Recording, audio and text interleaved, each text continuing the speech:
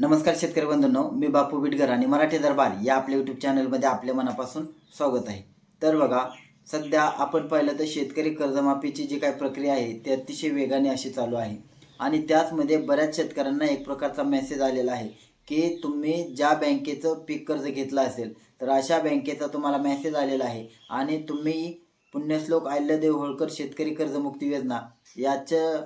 तुम्ही आमच्या बँकेचं कर्ज घेतलेलं आहे आणि त्या संदर्भात अधिक माहितीसाठी तुम्ही शाखेशी संपर्क करा। तर अशा पद्धतीचा जो काय मेसेज आहे तो शेतकऱ्यांना येत आहे। त्याच्यामुळे शेतकऱ्यांनी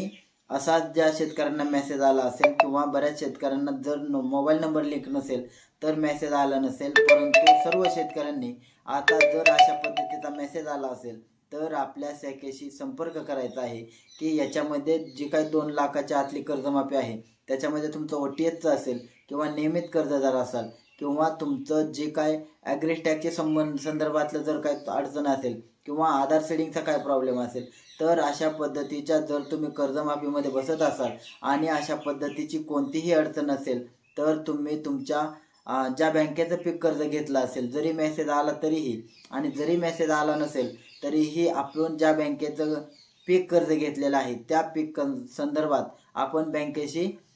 संपर्क साधायचा आहे की जेणेकरून ॲग्री टॅक्सचा प्रॉब्लेम असेल किंवा आधार सीडिंगचा प्रॉब्लेम असेल, अशा पद्धतीचं पीक कर्ज ज्या योजनेचा तुम्हाला लाभ भेटत असेल तर या संदर्भात तुम्ही संपूर्ण जी काही विचारणा असेल ते तुमच्या संबंधित पीक कर्ज घेतलेल्या बँकेशी ताबडतोब करायचे आहे। धन्यवाद।